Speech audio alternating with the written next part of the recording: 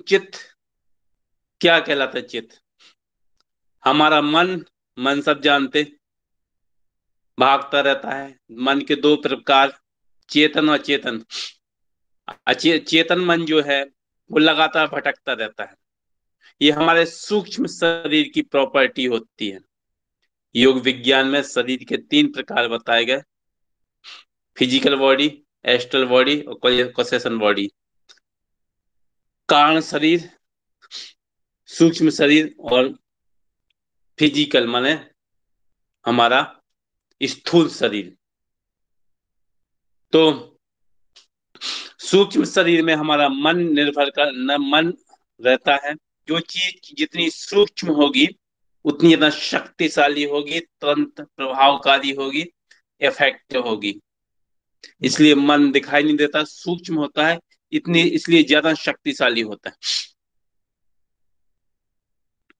तो अब जो मन होता है वो हमारे शरीर में होता है, सूक्ष्म शरीर में।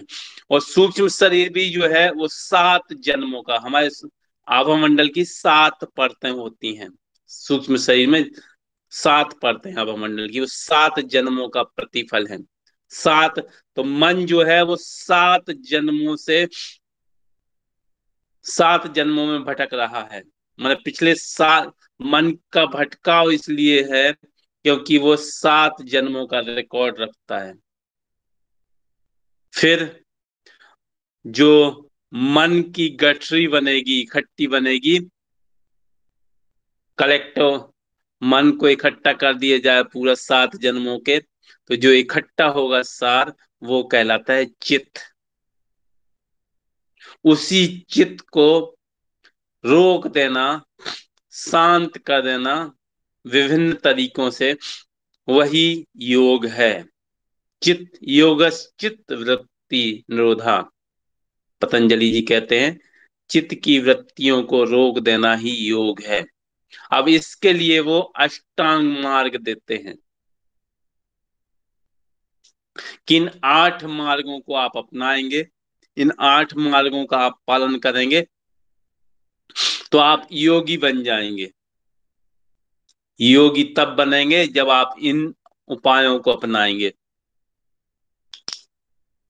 तो ये वह साधना मार्ग है, 8 अष्टांग मार्ग, 8 अंगों का, जिस पर चल के कोई भी शुद्ध आत्मा की शुद्धि, मन शरीर और आत्मा माने तीनों प्रकार के शरीर, शारीरिक, मानसिक और आध्यात्मिक, भौतिक शरीर, सूक्ष्म शरीर, आत्मा। और यदि हम स्वास्थ्य कहें तो शारीरिक स्वास्थ्य, मानसिक स्वास्थ्य और सामाजिक स्वास्थ्य, इनको प्राप्त करता है।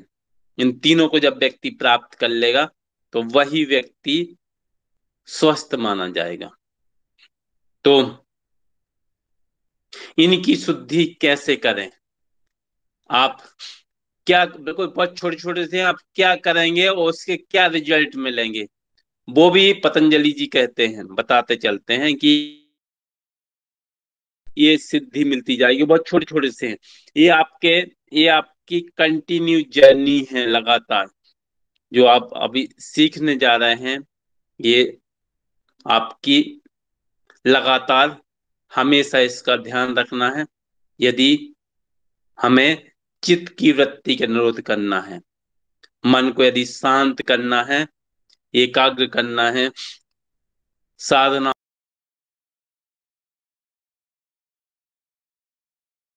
को रोक होगा। क्योंकि ये जो भटकेगा चित्त तो सब उड़ा ले जाता है, सब कुछ आपके बाहर निकल जाता है। इससे सबसे ज्यादा शक्ति इसी के माध्यम से हमारी निकलती है, इसी के भटकाव से।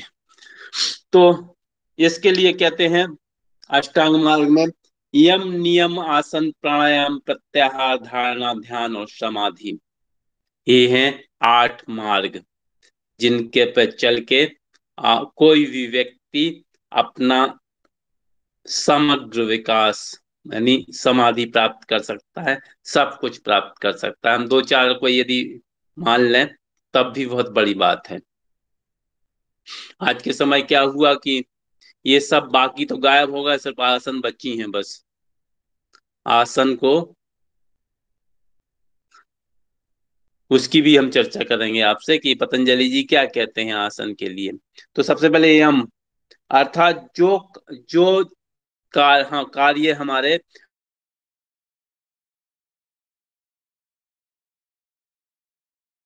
कहीं का और उसको हम छोड़ दें, और यही यम कहलाते हैं। अर्थात यम का पालन करने से हमारा चित्त जो है वो शुद्ध होगा और नियम पूर्वक चलेगा। तो पतंजलि क्या कहते हैं? अहिंसा, सत्य, अस्तेय, ब्रह्मचर्य, परिग्रह, यमः।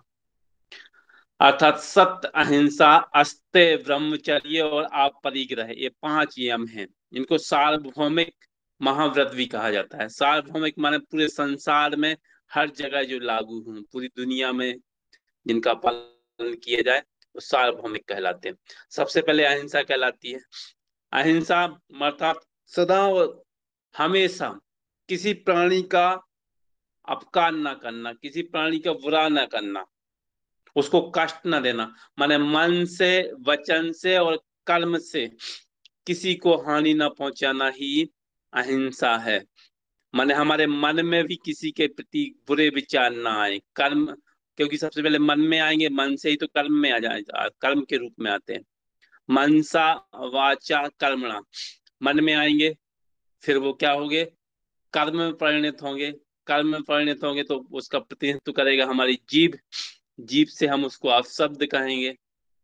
तो तीनों प्रकार से किसी की आलोचना करना, किसी का बुरे विचार, ठेस पहुंचाना किसी प्रकार से शरीर से, फिजिकल बॉडी से, ये सब अहिंसा में आता है।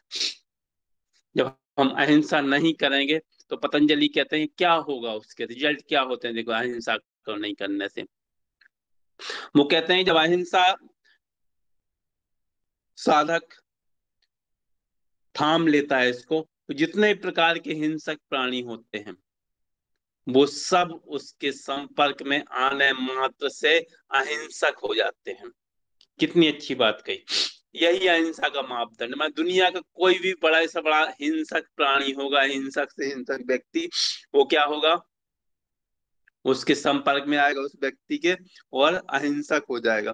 कितना बड़ा अंगुलीमान डाकू था, महात्मा बुद्ध के पास आके एक महान संत बन गया। कितनी कितनी बड़ी फौज थी अंग्रेजों की।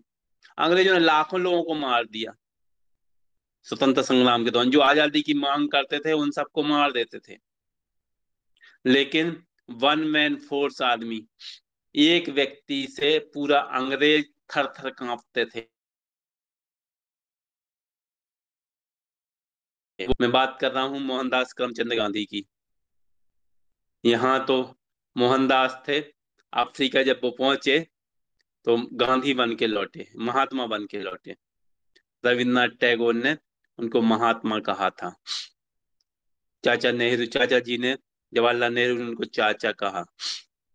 और रविन्द्र सॉरी सुभाष चंद्र बोस ने उनको राष्ट्रपिता कहा। तो जब वो जब वो वहां पे इंग्लैंड में ब्रिटिश पार्लियामेंट की सीढ़ियां चढ़ रहे थे, द्वितीय गोलमेज सम्मेलन के लिए गए थे, तो विंस्टन चर्चिल एक बहुत ज्यादा घमंडी व्यक्ति था, इंग्लैंड का प्रधानमंत्री हुआ करता था उस समय।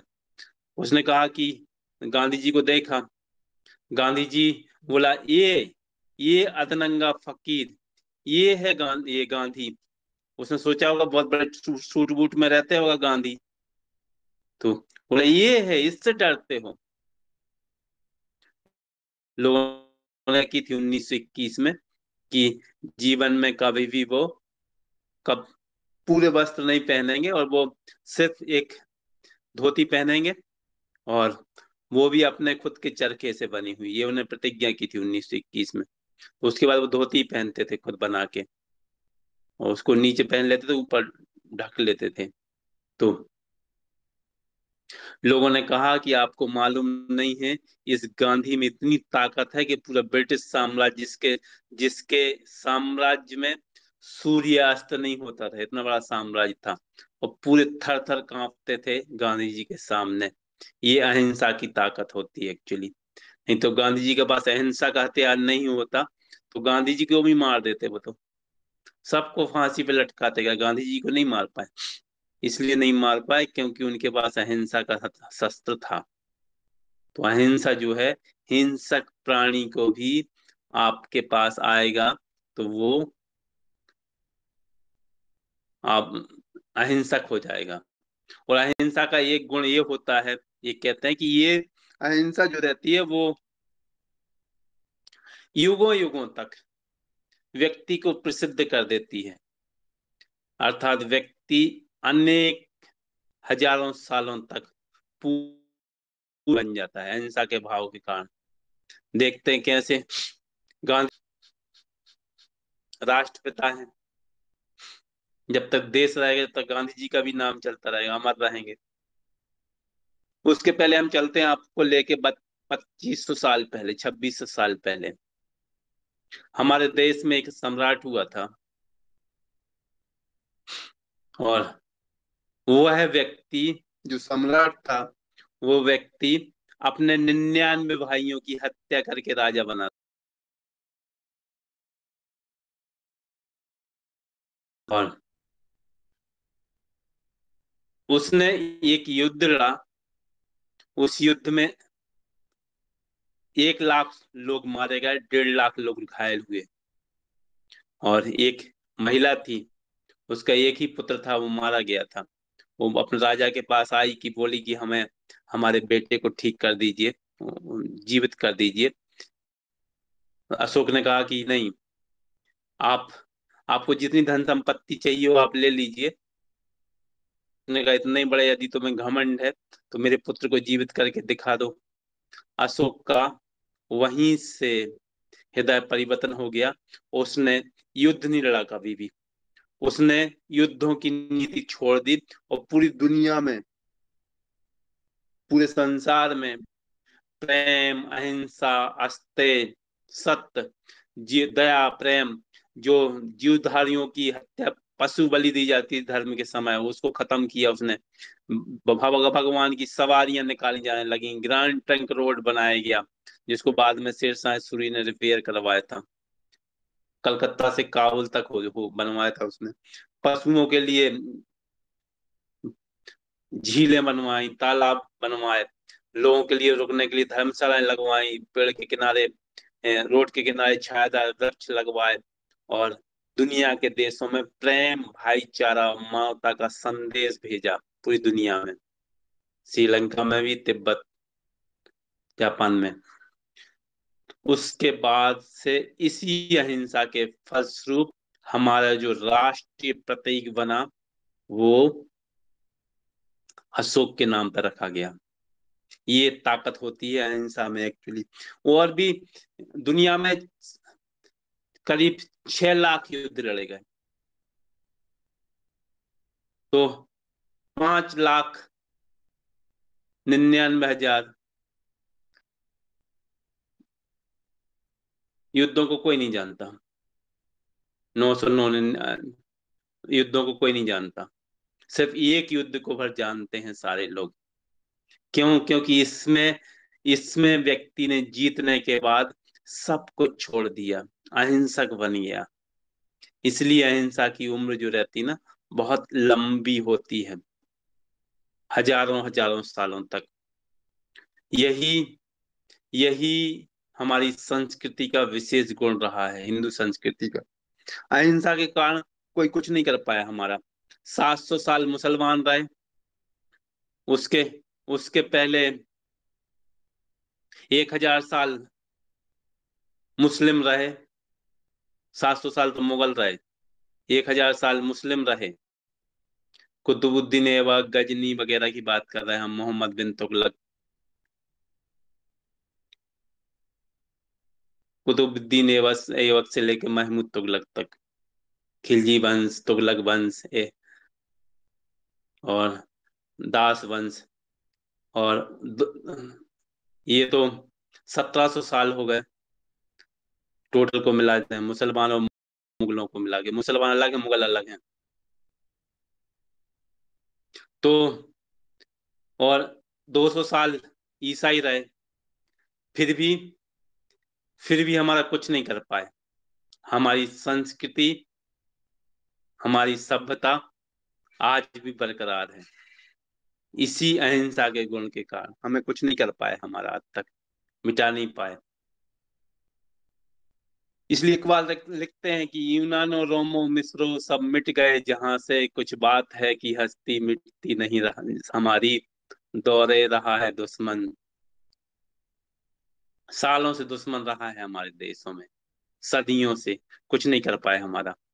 तो अहिंसा में इतनी ताकत होती है कि जब विवेकानंद शिकागो में, इसी समय यही महीना था 11 सितंबर का दिन, 11 सितंबर 1893 को, 11 सितंबर 1893 इसलिए क्योंकि 11 सितंबर 1492 को कोलंबस ने अमेरिका की खोज कर ली थी। निकला था भारत को खोजने के लिए, पहुंच गया अमेरिका। वहां पे जो लोग दिखे उसको, तो उसने उनको रेड इंडियन कहा, मैं लाल भारतीय, लाल रंग के लिखे थे तो लास्ट लाल भारतीय। और वहां पर उसको देखा कि हम आ गए, बोले, उसने कहा हिंदुस्तान। अब उसने कहा पश्चिम की तरफ चला था, तो उसने कहा यही है, तो उसने उसका नाम रख दिया वेस्ट इंडीज। वो नाम आज तक गलती से पढ़ा तो आज तक दोहरा, आज तक वही नाम चल रहा। वहां के जो मूल निवासी उनको आज भी रेड इंडियन कहते हैं। वहां कहाँ इंडियन आ गए, भारतीय कहाँ पहुंच गया वहां से, तो गलत नामों की परंपरा आज भी चल रही। तो 1492 में जब कोलंबस से अमेरिका की खोज की थी, तो भारत को खोजते खोजते वहां पहुंच गया।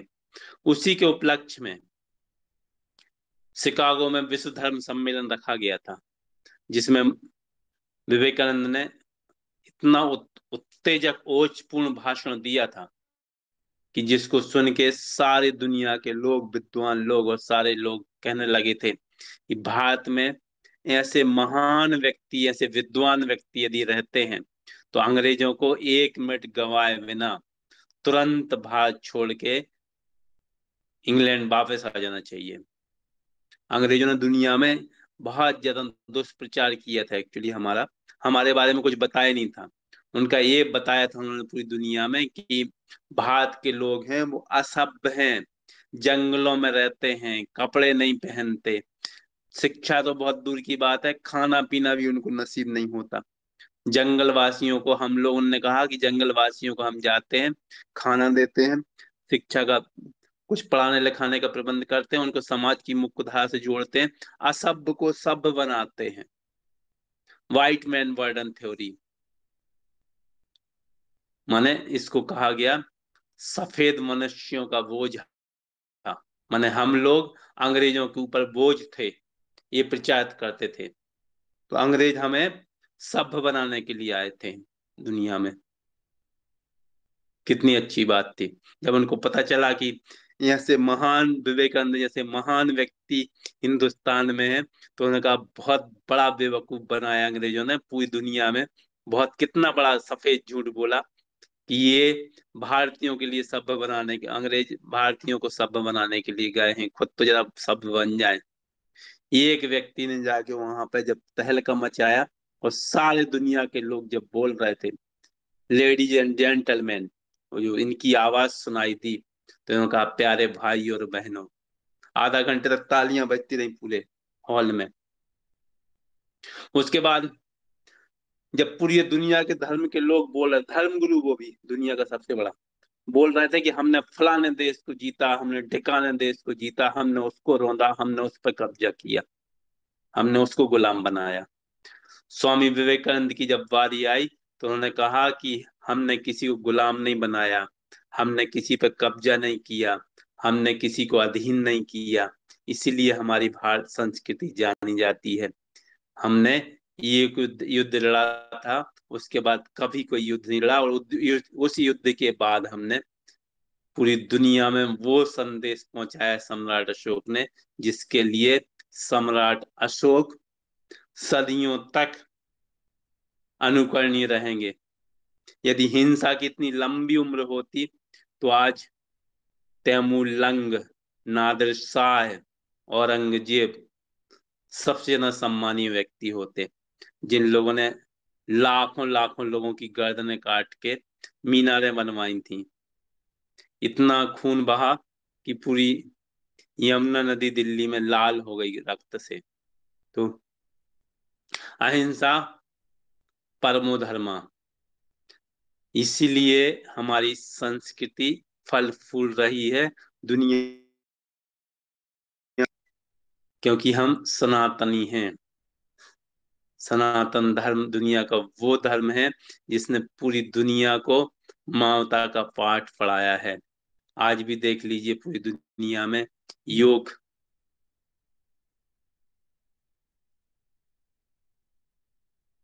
करें, कौन चीजें आप देखिए, सारे विदेशी सबसे ज्यादा भारत में ही आते हैं और भारत में रच बस जाते हैं। आज तो ठीक है, 2300 साल पहले आया था एक, अभी तो बहुत हजारों लाखों आते हैं हर साल। सबसे पहले आया था मोक्ष मैक्स मूलर, जब उसने यहाँ वेदों का अध्ययन किया जर्मनी से, और यहाँ से वेद ले गया। फलस्वरूप आज संस्कृत यूनिवर्सिटियां हैं जर्मनी में 18, जिन पर संस्कृत में शोध होता है। वो समझ गया कि यही भाषा है दुनिया की जिसमें सारा ज्ञान उपलब्ध है, सब कुछ तरक्की करना तो इसी में है। आज संभव नहीं है कि हाथ कट गया है पूरा और जोड़ दिया जाए। छतरपुर के एक डॉक्टर ने कटे हुए हाथ को 8 घंटे बाद ज्यों का त्यों जोड़ दिया। जब उनसे पूछा गया कि आपने कहाँ सीखी, बोले हमने ऋग्वेद से पढ़ के सीखा है ये सब विधाएं। 8 घंटे बाद भी हाथ ज्यों का त्यों कर दिया, कटा हुआ हाथ। ये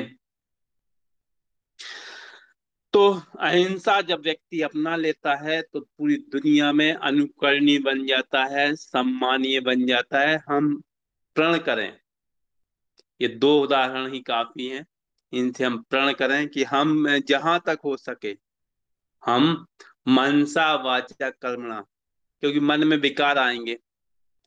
जिस चीज में आनंद आता है, वह जो चीज हमें बहुत ज्यादा नुकसान करती है, उसी में हमें आनंद आता है, उसी में रस मिलता है।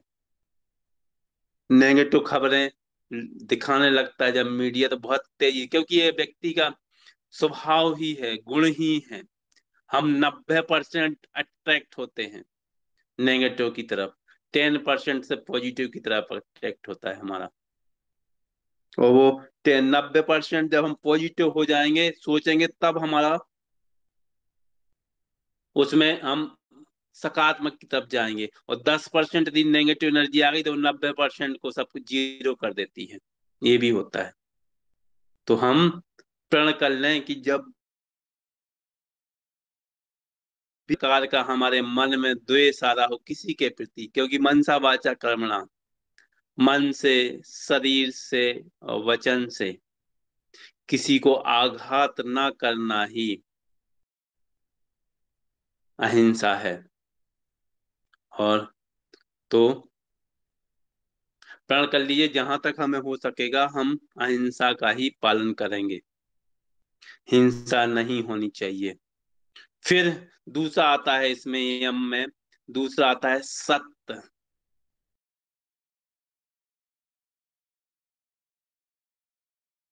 माने जो मन से हम सोच रहे हैं, जो हम बोल रहे हैं और जो हम कर्म कर रहे हैं, वो सब हमारा एक सा ही हो, कुछ अलग ना हो। जैसा देखा और अनुमान करके बुद्धि ने निर्णय लिया और सुना, वैसा ही वाणी से कथन कर देना और बुद्धि में धारण कर लेना, यही हमारा सत्य है। इसलिए मुंडकोपनिषद में हमारा जो आदर्श वाक्य है, मुंड दिया गया, सत्यमेव जयते, अर्थात सत्य की ही विजय होती है। अब कितना भी आपको कोई भी परेशान करे, कुछ भी करे, एक न एक बार सत्य हमेशा परेशान हो सकता है, पराजित नहीं होता। पराजित हो जाए तो पूरी सृष्टि का विनाश ही हो जाए, फिर तो पूरी फिर सृष्टि खत्म हो जाए, सब विश्वास खत्म हो जाए पूरा। सृष्टि एक एक सेकंड का हमारा हिसाब रखती है, सोचिए, एक एक सेकंड का। और हमारे शरीर में ही सब कुछ है, सब कुछ हमारे शरीर के अंदर ही है। जैसा हम करते हैं तत्काल वैसे ही परिणाम हमको प्राप्त होने लगते हैं, उसी सेकंड से ही। समझ लीजिए, आप अच्छा करेंगे, आप उसके सही से पॉजिटिव तरंगे निकलेंगी, पॉजिटिव वेव्स निकलेंगी। बुरा करेंगे, पॉजिटिव वेव, नेगेटिव वेव्स निकलेंगी, और वैसे ही आपको तत्काल रिजल्ट देनी शुरू कर देंगी। तो पतंजलि जी लिखते हैं कि सत्य की प्रतिष्ठा होने पर क्या होता है, व्यक्ति को वाक सिद्धि प्राप्त हो जाती है। माने हम मन वचन कर्म में एक रूपता रखें, जो मन में सोच रहे हैं वही वचन में लाएं, वही कर्म में करें हम। तो उन सब में यदि हमारी एक रूपता रहेगी तो कुछ समय हमको वाक सिद्धि हो जाएगी। माने जैसा हम बोलेंगे वैसा घटित होने लगता है। सत्य की साधना का ये परिणाम होता है। तीसरा आता है अस्तेय। माने मन वचन, मन शरीर और वाणी से किसी दूसरे की व्यक्ति की वस्तु की इच्छा न करना। मन शरीर और वाणी से किसी दूसरे व्यक्ति की वस्तु की हम इच्छा नहीं करते हैं, वो कहलाता है अस्तेय। तो अस्तेय के पतंजलि जी लिखते हैं कि जब हम अस्तेय की साधना करते हैं, माने हम जब भाव नहीं करेंगे, निर्मोही टाइप के हो जाएंगे, कि हमें किसी दूसरे के व्यक्ति से हम जितना कमाएंगे, जो शुद्ध तरीके से कमाएंगे, जो व्यर्थ की वो चीजें हैं, प्रपंच हैं, गलत तरीके हैं, उनसे अर्जन नहीं करेंगे संपत्ति का, तो क्या होगा इससे, इससे हमें सर्व रत्नों की प्राप्ति होगी। वो चीज मिल जाएगी, वो खजाना मिल जाएगा दुनिया का। जब हम जो इच्छा करेंगे वो सारे रत्न संपत्ति हमको सब मिलने लगेंगे। ये होता है इस साधना से। फिर कहते हैं आप परिग्रह, संचय वृत्ति का अभाव। माने कोई भी चीज संचय नहीं करना है, जो माने कोई भी चीज हम इकट्ठी नहीं करेंगे अपने पास में। जो भी चीज जितनी हमको है पर्याप्त, प्राप्त ही पर्याप्त है, ये भाव रखेंगे। जो हमको प्राप्त हो रहा है वही पर्याप्त है, 99 के फेर में नहीं पड़ेंगे। तो वो आप परिग्रह कहलाता है। तो ये आप परिग्रह करने से क्या होगा, आप परिग्रह की साधना पहले महात्मा बुद्ध ने प्राप्त की थी। तो अपरिग्रह करने से ये होता है कि आपको अगले जन्म में आप कहाँ क्या होने वाला है, और पिछले जन्म का सब कुछ आपको ज्ञान हो जाता है, खुद के बारे में पूरे अगला पिछला जन्म सब कुछ आपको पता चल जाता है, आप परिग्रह की साधना करने से। फिर आता है ब्रह्मचर्य।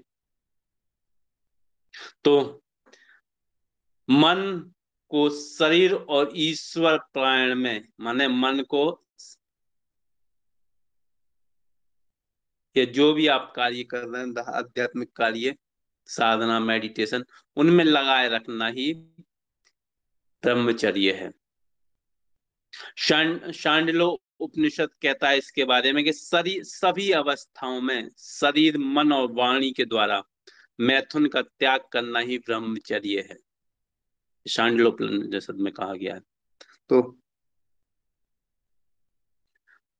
पतंजलि कहते हैं यदि ये हमको सिद्धि हो जाती है तो हमको आत्मज्ञान प्राप्त हो जाता है। ब्रह्मचर्य का पालन करने के फलस्वरूप व्यक्ति को आत्मज्ञान हो जाता है, पता चल जाता है उसको सब चीजों का।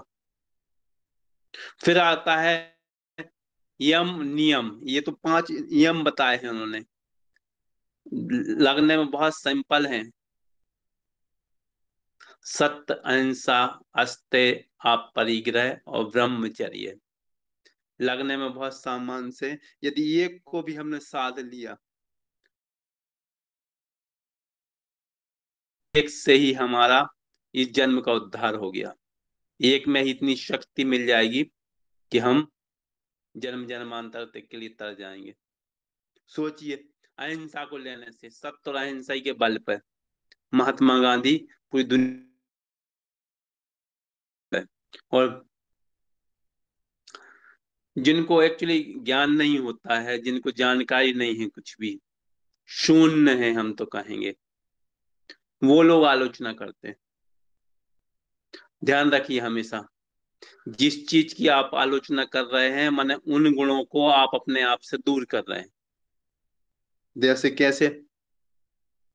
दुनिया का सबसे धनी व्यक्ति है कोई भी, उसकी, या भारत का कोई सबसे धनी व्यक्ति है, उसकी आप आलोचना कर रहे हैं, माने आप धन की आलोचना कर रहे हैं। नेगेटिव एनर्जी आपके अंगेस्ट जाएगी, माने आप दुनिया में, जीवन में कभी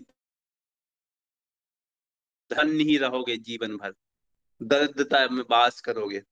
जो विद्वान व्यक्ति है उसकी आप आलोचना कर रहे हैं, तो मतलब ये है कि आप विद्वान कभी हो ही नहीं सकते, आप अज्ञानी ही बने रहोगे हमेशा। आप यदि बहुत महान व्यक्ति जो हैं, जिन्होंने काम किया, उनकी आलोचना कर रहे हैं, मतलब उनके जो गुण थे उनके विरुद्ध जा रहे हैं आप। प्रकृति पूरा आपको देख रही है, एक एक क्षण उस नेगेटिव एनर्जी को आपने अटैक कर लिया, फलस्वरूप आप वो सब चीजें जीवन में कभी प्राप्त ही नहीं कर सकते जो व्यक्ति उस स्तर तक पहुंचा है। उन व्यक्तियों का पिछले जन्म इस जन्म के बहुत बड़े बड़े ऊंचे कर्म रहते हैं, इसलिए वो कालजयी बन जाते हैं। ऐसे नहीं बन गया वो इतना महान व्यक्ति, ऐसे नहीं लोगों नोट पर उनके नाम फोटो छपे हैं, क्योंकि उन्होंने काम किया है, किसी न किसी जन्म, पूर्व जन्मों का भी उनका फल रहा है, परिणाम रहे हैं। तो प्रकृति बहुत दयालु भी है और बहुत कठोर भी है। आप उसके साथ यदि कठोरता से उसके नियमों का उल्लंघन करेंगे, तो फिर वो आपको कहीं नहीं छोड़ने वाली। और यदि आप उसके साथ सामंजस्य स्थापित करके चलेंगे, तो वो आपको इतना देगी, इतना देगी कि आप कल्पना ही नहीं कर सकते कहाँ तक पहुंचाएगी। तो किसी भी व्यक्ति की आलोचना कर देना बहुत सरल है, लेकिन ये नहीं समझते हम कि उससे, उसको तो कोई फर्क नहीं पड़ता। कोई भी व्यक्ति है, वो तो ब्रह्मलोक में चला गया, बहुत समय पहले स्वर्गवास हो गया उसका। लेकिन हम उसका यदि आलोचना करें, तो उसकी आलोचना नहीं कर रहे, हम अपने लिए सारे दरवाजे बंद कर रहे हैं। उसका ये तात्पर्य है सीधा सीधा, कि अपने गुरु की हम आलोचना करते, तो आलोचना के लिए उससे ऊपर होने की जरूरत है हमें। उससे ऊपर होंगे जब तो उनके गुण देख पाएंगे हम अपने गुरु के। मतलब हम अपने गुरु के भी गुरु हो गए, तो हमें गुरु की जरूरत ही नहीं। गुरु से भी श्रेष्ठ होंगे तब तो हम अपने गुरु की आलोचना करेंगे। तो यही स्थिति है कि जो अज्ञानी होते हैं, अंधकार में जी रहे होते हैं, जिनको प्रकृति व्यवस्था का, इस एनर्जी का, इस योग विज्ञान का, इन सूक्ष्म शरीर का किसी भी प्रकार का कोई ज्ञान नहीं है, पूर्ण रूप से अज्ञानी है, वही व्यक्ति किसी की भी आलोचना करते हैं। हम यदि आपकी आलोचना करें, तो आप हैं उनकी अंगेस्ट जाएंगे हम, प्रकृति के माध्यम से प्रकृति खुद हमें अंगेस्ट पहुंचाएगी।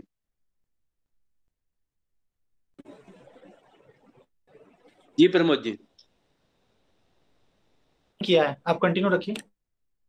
अच्छा, प्रकृति के अंगेस्ट पहुंचाएगी, और वो उन गुणों से हम वंचित हो जाएंगे पूर्ण रूप से, और वहां तक हम फिर पहुंच ही नहीं सकते, कुछ नहीं कर सकते हम। तो जो अज्ञानी है वही व्यक्ति इस तरीके की हरकतें करते हैं। दूसरा, जैसे हमने आपकी आलोचना करनी शुरू की, तो कहीं ना कहीं से आपके पास बात पहुंच ही जाएगी। पहुंच गई मत, आप हमारे विषय में जो सम्मान रखते थे वो जीरो हो गया, शून्य हो गया उसको। तो व्यक्ति कभी भी, मेरा खुद व्यक्तिगत मत है कि व्यक्ति कभी दूसरे प्रशंसा करके या आलोचना करके किसी की भी, किसी के बारे में बुरी बातें करके सबका ही नुकसान कर लेता है सबसे ज्यादा, क्योंकि नेगेटिव एनर्जी को उसने कॉल कर लिया सब दुनिया भर की, सब उसके बाद बेकार आ गए। मजा बहुत आएगा थोड़ी देर आलोचना करने में, फिर हम बोलते हैं मजा तो खूब आएगा, क्योंकि जो चीज हमें नुकसान आनंद में आता है। तो हमने एक तो ये किया कि नेगेटिव एनर्जी बुला ली, दूसरे आपकी नजरों में हम पूर्ण रूप से गिर गए। भले ही आदमी अच्छी बातें ना बताए किसी के बारे में, लेकिन जो आपने आलोचना की वो जानबूझ के उस तक पहुंचा ही देगा, बोल नहीं देगा जब तक उसको लगे रहेगा मन में यार बोलना है, बताना है, बताना। और आप एक बताओगे, चार बना के बताएगा उसके बारे में, और आग लगा देगा। हमेशा ध्यान रखिए। अच्छे साधक आज हर दिन साधना की बातें होती थी, आज हमने सोचा क्यों नहीं मन की बातें करें, कुछ अंदर की बातें बताएं आपको। तो कभी भी अच्छे साधक बनना है, बहुत तरक्की करना है, बहुत ऊंचाइयों पर जाना है, प्रसिद्धि पाना है, अर्थव्यवस्था आर्थिक स्थिति बहुत अच्छी सुदृढ़ करना है, तो हमेशा ध्यान रखिए इन चीजों का। कभी भी किसी भी व्यक्ति के बारे में जब तक बहुत जरूरी ना हो, जब तक वो मरण जीवन का संकट उत्पन्न ना हो जाए आपके ऊपर, आपके लिए डायरेक्ट नुकसानदायक ना हो, जब तक कभी भी किसी की भी आलोचना ना करें। जब कोई व्यक्ति आपकी आलोचना नहीं करेगा, आपके खिलाफ कभी कोई नहीं जाएगा, कोई नहीं बोलेगा कभी। टीवी में भी आपने देखा होगा, जो नेता दूसरों के बारे में खूब ज्यादा बोलते हैं, सबसे पहले गाज उन्हीं पे गिरती है, वही सब जाते हैं सबसे पहले जेल, या उन्हीं की दुर्दशा होती है। ये सब उन्हीं का ही कर्मों का फल होता है एक्चुअली, वही सब जो कर रहे होते हैं उसी का इकट्ठा हो जाता है सब कुछ। तो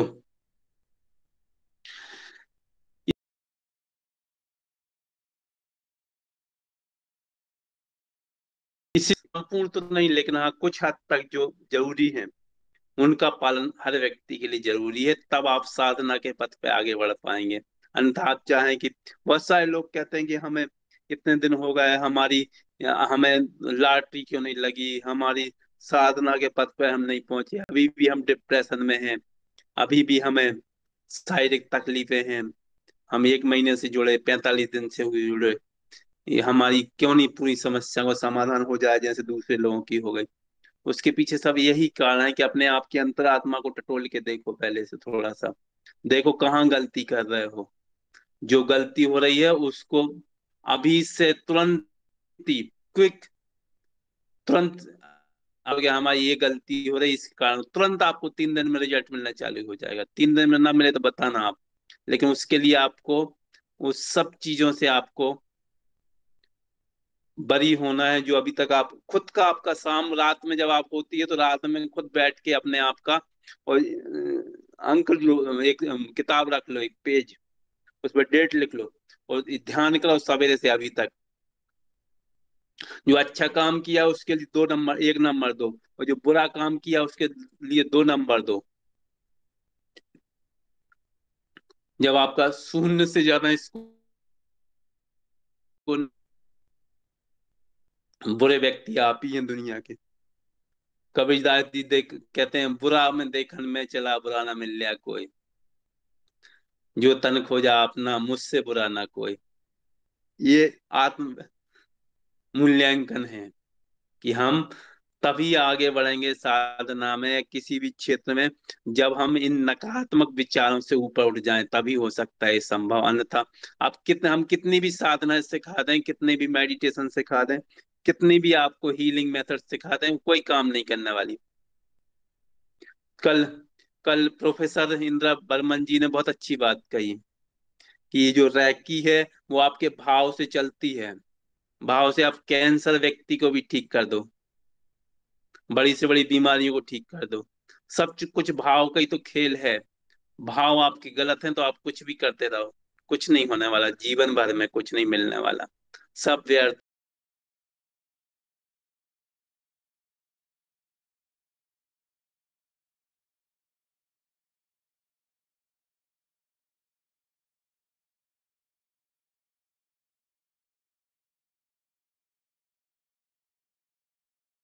आता है नियम, आंतरिक अनुशासन से है कि आंतरिक अनुशासन जो व्यक्ति को है वो व्यक्ति को योग के मार्ग पर पहुंचाएंगे, चित्त की वृत्तियों का निरोध करेंगे। तो ये कौन कौन से हैं? सोच, संतोष, स्वाध्याय, प्राणापति नियमा, प्राणिधान नियमा। माने सोच, सोच माने शुद्धता, सफाई रखना। सफाई दोनों सब प्रकार की, आंतरिक शरीर की भी और बाह्य भी। जो नहीं खाने योग्य वस्तु है उसको नहीं खाना है,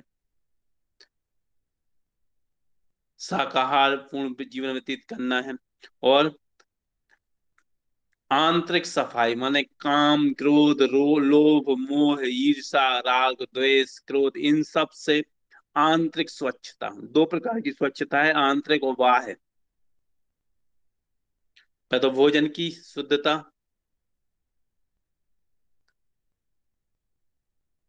फिर दूसरा होता है आपका आंतरिक सफाई। जितने भी विकार हैं, कम, मद, मत्सर, अहंकार, ये सब के सब, इनसे आंतरिक सफाई कर लो, इनको भगा दो। भगाने की तरकीब हमने बताई थी आपको। जैसे ही आपको अहंकार होने लगे कि हम बहुत फेमस हो रहे हैं, कुछ भी कर रहे हैं, जैसी कुछ भी चीज आपके अंदर आना चालू हो, 3 बार क्रॉस मारो उसको। Cross cross cross. Cancel cancel cancel, आंख बंद करो, उस पर कैंसिल मारो तुरंत, तत्काल। जैसे कोई भी नेगेटिव चीज आ रही, तुरंत उसको कैंसिल मारो, खत्म। 3 बार में खत्म। 3 बार में नहीं भगे तो 6 बार मार दो, 6 बार में मन नहीं करा तो 9 बार मार दो। 9 बार में 9 सेकंड लगेंगे बस। और जैसे ही आपने उसको अंदर डाला, कोई भी बैक्टीरिया, वायरस शरीर के अंदर आ जाते हैं, उसको निकालने में बहुत दिक्कत होती है। इसलिए इसलिए सैनिटाइजर से, वेपोराइजर से और दूसरी चीजों से, मास्क से उनको बाहर ही भगा दिया जाता है, बाहर ही मार दिया जाता है कि अंदर प्रवेश न कर जाए वो हमारे अंदर में। तो फिर वो जीवन जीवन और मरण का प्रश्न बन जाते हैं। तो हम उनको बाहर भगाएं, कैंसिल कैंसिल कैंसिल मारा 3 बार। जब भी आने एक एक दिन में तो पता नहीं वो जो वैज्ञानिक है उनका कहना है कि दिन भर में कम से कम 1 करोड़ 72 लाख विचार आते हैं। सोचिए, 1 करोड़ 72 लाख, 1 सेकंड में 60 विचार। मैंने हमने क्या किया, पूरा कबाड़ा बना दिया अपने पूरे ब्रेन के, मस्तिष्क पूरा कबाड़ खाना बन गया। के लिए तो जिम्मेदार हम ही है ना। हम तो जो कुछ चाहे हम भगाते हैं, मन का है मन, वही वही मन जब सामूहिक, चित्त भी वही जाने लगता है। जब इकट्ठे हो जाते कई प्रकार के मन, जब इकट्ठे हो जाते वो चित्त बन जाता है और स्ट्रांग हो जाता है वो सब। तो हम इसी तरीके से भगा सकते हैं उसको, कैंसिल कैंसिल कैंसिल मार दो। 3 बार मार दो, 6 बार मार दो, 9 बार बाहर ही कर दो, खत्म। जब मार के देखो फिर नहीं आएगा विचार आपके मस्तिष्क में, तुरंत वही खत्म, बाहर ही के बाहर कर दो। आपको बहुत दिक्कत आने वाली है, फिर नहीं आपका योगा चित्तवृत्ति निरोध होने वाला। दूसरा बाहरी बाहरी साफ सफाई से है कि बाहर की भी हम साफ सफाई रखें। तो ये शौच है, स्वच्छता। पतंजलि कहते हैं कि जब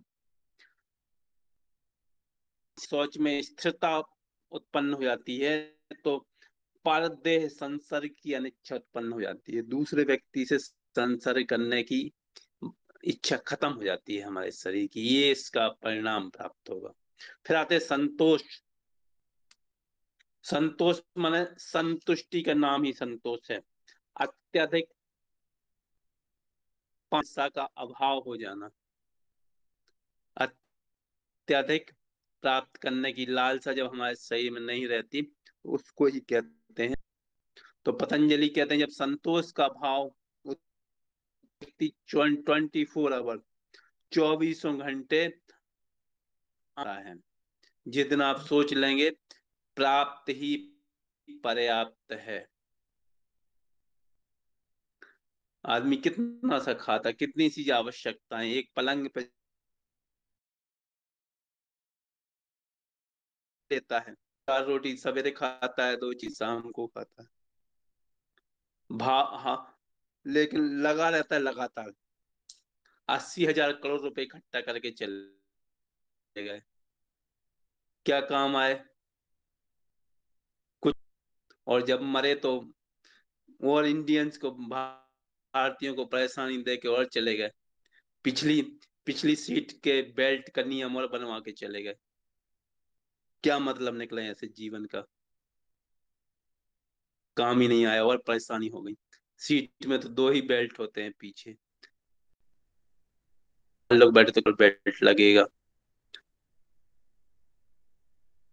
अब तो अपनी योग्यता के अनुसार,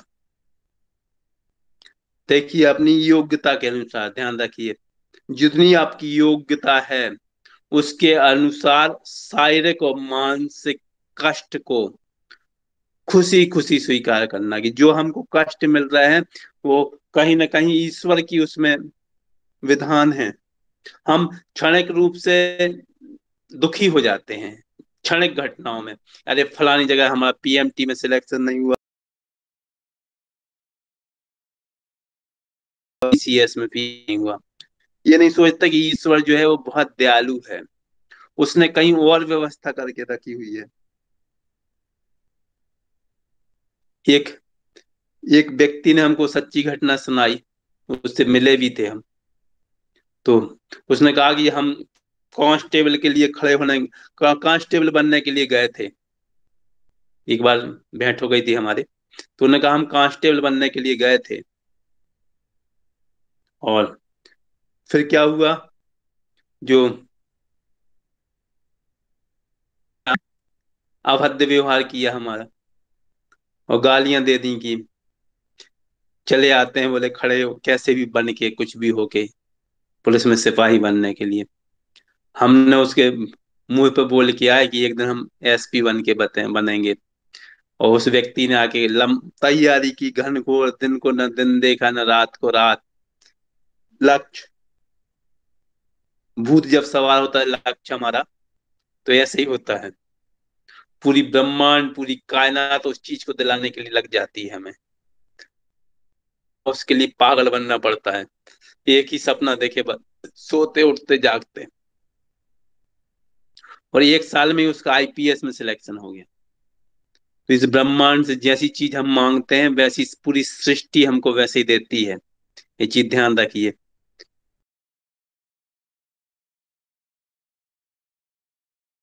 बताते ही बाद हम अचेतन मन की बताएंगे कि अचेतन मन की साधना में कैसे डाल देना है कोई भी चीज, वो पूरी कायनात आपको दिलाने के लिए लग जाएगी। हम कितने अज्ञानी और विपन्न भिखारी बने रहे जीवन भर। सृष्टि में सब कुछ पड़ा था, बाद में समझ में आया कि सब कुछ था हमारे पास, तो हम ही नहीं पता था तरीका कि कैसे लेना है, कैसे प्राप्त करना सब कुछ। तो ईश्वर ने हमको सम्राट बना के भेजा है, जो मध्यकालीन प्राचीन कालीन भारत में जो सम्राटों के लिए, अच्छे अच्छे बड़े बड़े राजा महाराजों के लिए जो सुविधाएं नहीं थी, वो आज आपको और हमको सुविधाएं